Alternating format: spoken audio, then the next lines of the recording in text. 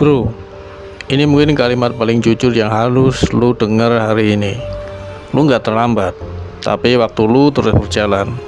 Dan itu adalah dua hal yang berbeda secara fundamental. Banyak sarjana di luar sana, mungkin termasuk lu, hidup di antara dua perasaan yang saling membunuh. Merasa masih punya waktu karena usia masih muda, tapi di saat yang sama, gemetar ketakutan karena merasa ketinggalan dari orang lain. Masalahnya, banyak dari lu yang masih memilih untuk diam di tengah persimpangan itu. Lu terjebak dalam stigma masyarakat yang bilang kalau sarjana itu harus jadi pegawai atau ASN. Kalau cuma jualan atau kerja informal, dianggap gagal dan memalukan orang tua. Akibatnya, lu menunda untuk mulai bergerak karena malu kalau tetangga melihat lu cuma jualan atau jadi ojol. Lu bilang, nanti saja gue mulai bisnisnya kalau modal sudah terkumpul, atau nanti saja nunggu loker yang sesuai jurusan. Padahal bro, tanpa lu sadari, hari tetap berganti, umur lu bertambah, dan kesempatan emas lewat begitu aja karena lu terlalu sibuk memikirkan omongan orang. Disinilah buku The Subtle Art of Not Giving Fuck karya Mark Manson menjadi sangat krusial. Lu harus belajar untuk tidak mempedulikan semua hal.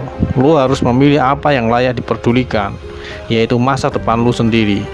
Dan apa yang harus diabaikan, yaitu stigma negatif masyarakat tentang pekerjaan informal.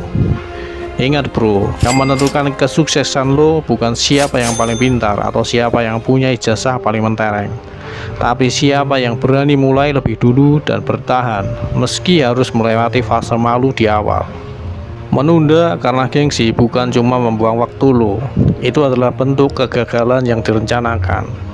Lu nggak butuh kesempurnaan untuk melangkah, lu cuma butuh keberanian untuk memutus urat malu dan mulai bekerja dengan apa yang ada di tangan lu sekarang. Bagian 2, realita ekonomi dan investasi diri. Bro, mari kita lihat dunia dengan kacamata yang lebih jujur. Ekonomi global sekarang makin gak stabil, biaya hidup naik gila-gilaan, dan persaingan di jalur formal sudah sangat padat. Di kondisi seperti ini, waktu adalah aset lo yang paling mahal. Kalau dulu lo bisa salah jalan selama beberapa tahun tanpa dampak besar, sekarang kesalahan kecil atau diam terlalu lama bisa berdampak panjang bagi stabilitas finansial lo di masa depan. Ray Dalio sering membahas bahwa dunia bergerak dalam siklus, dan kita sekarang sedang berada di fase tekanan tinggi serta perubahan cepat. Masalahnya bro, banyak sarjana masih hidup seolah dunia itu stabil. Mereka nunggu lowongan CPNS setahun sekali sambil menganggur, tanpa sadar bahwa nilai diri mereka makin tergerus inflasi. Inilah saatnya lo membaca Rich Dad Poor Dad dari Robert Kiyosaki. Buku ini akan menghancurkan mindset kuno yang bilang sekolah tinggi supaya dapat kerja bagus. Kiyosaki mengajarkan bahwa ijazah itu alat bro, tapi bukan jaminan keamanan finansial. Investasi terbaik bukan cuma pada gelar di belakang nama lo, tapi pada diri lo sendiri, terutama cara lo mengelola aset dan waktu. Seperti kata Warren Buffett, the most important investment you can make it is in yourself. Jika lo seorang sarjana yang sekarang sedang berjualan atau jadi ojol, jangan merasa rendah diri. Lo sebenarnya sedang berinvestasi pada skill nyata di lapangan, negosiasi, manajemen stok, dan mental baja. Itu jauh lebih berharga daripada duduk diam di rumah sambil meratapi jasa yang belum terpakai. Waktu lo berjalan bro, dan mereka yang cepat beradaptasi dengan realitas pasar, bukan yang terpaku pada status, adalah mereka yang akan bertahan dalam siklus ekonomi yang keras ini. Bagian 3, Isolate, psikologi uang dan perilaku. Bro, banyak yang mengira sukses finansial itu soal kepintaran atau IQ tinggi, tapi fakta di lapangan menunjukkan hal berbeda. Sukses finansial seperti yang ditulis Morgan Housel dalam The Psychology of Money lebih banyak dipengaruhi oleh perilaku daripada pengetahuan teknis. Banyak orang pintar yang bangkrut dan banyak orang dengan pendidikan biasa yang bisa membangun kekayaan besar karena perilaku mereka tepat. Ada 4 perilaku yang sering membuat sarjana terjebak dan stuck. Pertama, menunda karena kesempurnaan. Lu nunggu mood yang pas atau nunggu modal ratusan juta baru mulai bisnis. Akhirnya lu nggak mulai-mulai sampai umur bertambah. Yang kedua, ingin hasil instan. Banyak yang baru jualan sebulan langsung menyerah karena untungnya kecil. Mereka ingin cepat kaya tanpa mau melewati fase membosankan dari sebuah proses. Mereka melewati konsistensi. Yang ketiga, gengsi dalam prioritas. Ini yang paling bahaya, bro. Begitu dapat uang sedikit dari kerja informal, langsung dipakai buat beli barang branded atau gadget terbaru hanya supaya terlihat sukses di depan teman-teman yang sudah kerja kantoran. Yang keempat, kurang disiplin. Menganggur atau kerja sendiri itu musuhnya adalah rasa malas.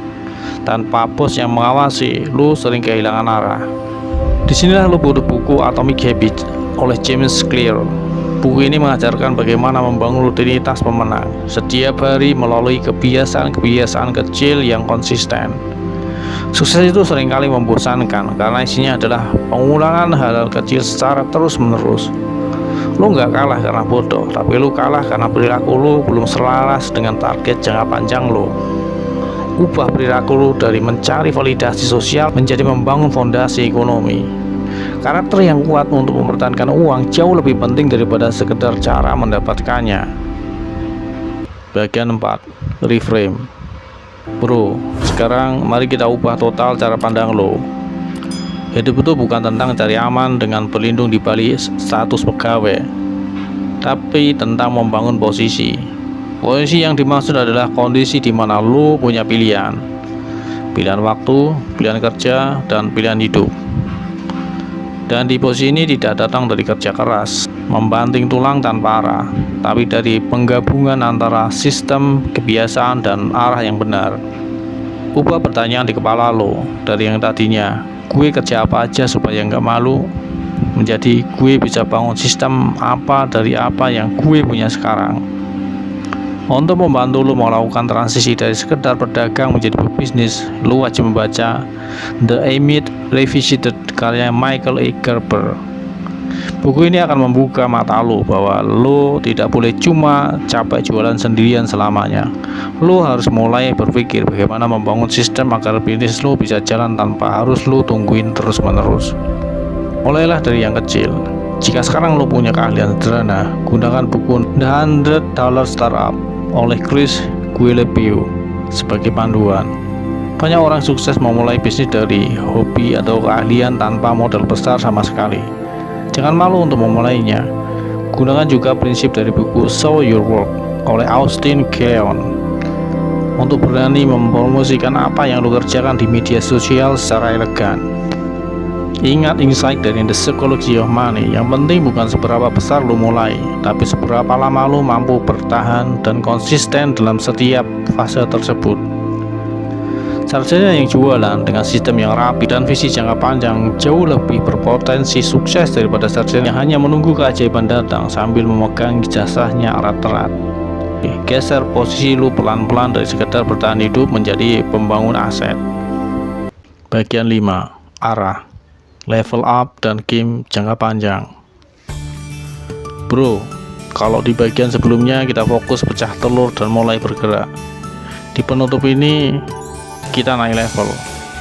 Kita nggak mau cuma sekedar jalan di tempat atau sekedar bertahan hidup di sektor informal.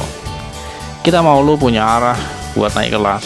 Makanya banyak orang bisa mulai, tapi sedikit banget yang tahu caranya bertahan dan bertumbuh sampai puncaknya. Langkah pertama adalah terima posisi dan tentukan arah spesifik. Jangan cuma bilang gue mau sukses, itu terlalu abstrak, bro. Lu harus punya target yang bisa diukur.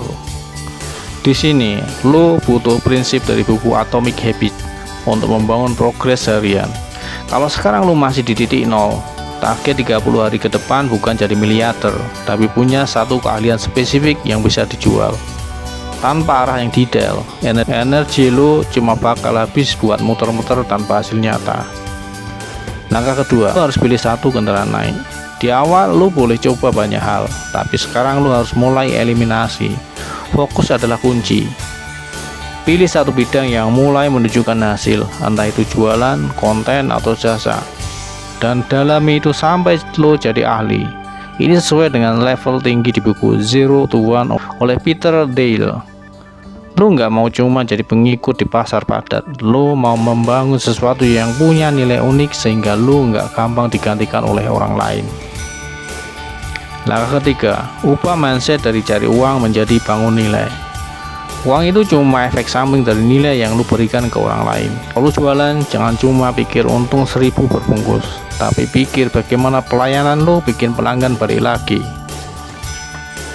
Gunakan strategi dari buku The Image Revisited untuk mulai membangun sistem.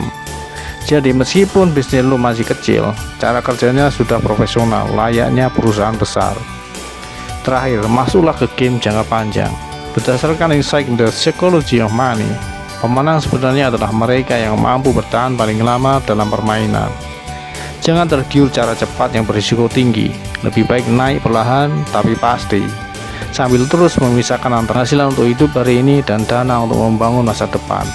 Ingat bro, lu sudah beda dari yang lain bukan karena lu lebih pintar, tapi karena lu sekarang sudah ngerti cara mainnya dan punya peta jalan yang jelas.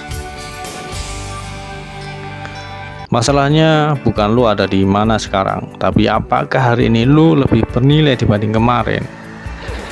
Kalau lu sudah siap buat naik kelas, tulis di kolom komentar, gue siap gerak. Kita lanjut ke diskusi di seri 2.